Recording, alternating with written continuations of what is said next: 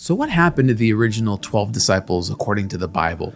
Well, according to the Bible, we don't get a full picture of what happened to all 12 of the disciples. We do get pictures into 2 of them. The Gospels record that when Judas betrayed Jesus, he went off and apparently was so destroyed by the guilt, he would commit suicide. He would kill himself. The other disciple that we know about is in the book of Acts. It's James, what we call James the Greater. He was one of the closest disciples to Jesus, Peter, James, and John. He was in that inner circle. And James is someone who brought the gospel, we believe, all the way to Spain. He's even the patron saint of Spain. But when he gets back to Jerusalem, Herod Agrippa I, Acts records, will have him executed. Tradition says that he was beheaded. So only those 2 guys are in the Bible recorded. What about the other disciples? How do we know what happened to them? Well, for those, we have to get away from the Bible, and we have to be willing to look at some of the church traditions and some of these non-canonical texts. There are all these books out there, the Gospel according to Peter or the Gospel according to Thomas. They're kind of questionable whether or not we can really lean on them for historical truth, but they're helpful. They're certainly entertaining when you read them. Church tradition really holds that all of the disciples except one would die as martyrs. So we talked about James, we talked about Judas. John is the only one that's going to die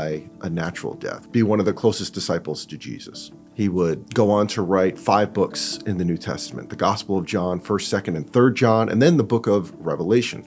John is believed to be the overseer or the pastor over the church in Ephesus and that region, and he was commended by the early church. They would write about him as just being a good, faithful shepherd and pastor. But he would eventually be exiled. That's where he's going to write the book of Revelation. He'll be exiled to the island of Patmos, and then it's believed that he just died a natural death, and he was the only one to do that. On the other side, we have some of the disciples like Peter. Peter's someone who's going to step forward after the Holy Spirit comes on the church in Acts chapter 2. He steps forward as the leader of the church, preaches the first gospel message, leads the first altar call, sees 3,000 people come to Christ. He's going to take up the early chapters of the book of Acts, which is the Acts of the Apostles, and you get to see his ministry work. You see healings and miracles and signs and wonders and the gospel proclaimed. And Peter's also going to write books of the Bible, 1st and 2nd Peter, namely. And he's going to make his way to Rome, where he's going to be eventually executed by Nero, Emperor Nero. The way that it happens is pretty wild because Nero wants to execute him, just like he wanted to execute so many of these other Christians. But Peter felt that he was unworthy to be executed in the same manner that Jesus was executed. So he actually requested that he be crucified upside down, and they granted that request. And you can see some of that talked about in some of these ancient writings. Yeah, what about his brother Andrew? Well, Andrew is going to make his way all the way up to the Ukraine. He's going to make his way into Russia, preach the gospel there. He also is going to be martyred, and he'll be crucified. But just like his brother, he says the same thing. He says, I feel unworthy to be crucified like Jesus. So they actually crucify him in a different cross. It's called the Andrew Cross, named after St. Andrew. And it's an X, and that's how Andrew would be executed. Interesting. Yeah. What about some of the other ones like Matthew, Bartholomew, Thaddeus? What happened to those guys? Well, those are a little more obscure. When it comes to someone like Matthew, obviously he was the tax collector, an eyewitness to what Jesus did. He's going to write his own gospel. He's going to take the gospel,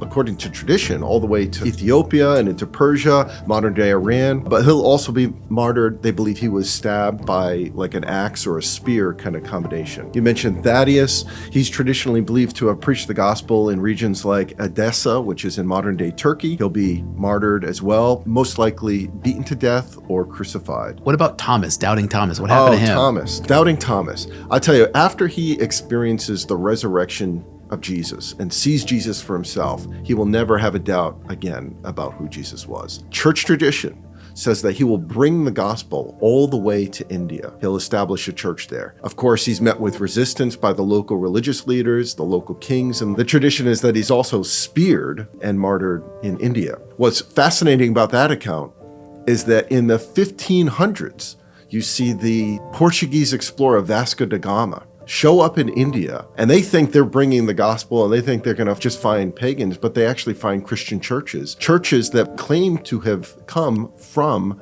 Thomas. And it shows that Thomas's work, even though he was martyred and killed, that the church that he planted continued to thrive despite the persecution that happened for the next few hundred years. What about Philip and James the Lesser? There were 2 of them named James, right? Right. That's right, 2 Jameses. Regarding Philip, he's going to bring the gospel into Greece and modern-day Turkey. He's also going to be martyred. They believe that Philip was stoned to death. You mentioned James the Lesser. James the Lesser, not much known about him. They believe he did a lot of evangelistic work as well, did some traveling, but will eventually die as a martyr in Jerusalem. And then there's Simon the Zealot. He's the last one, right? Right. So Simon the Zealot is going to bring the gospel into Egypt and Persia. And church tradition holds that he also was crucified or possibly sewn in half.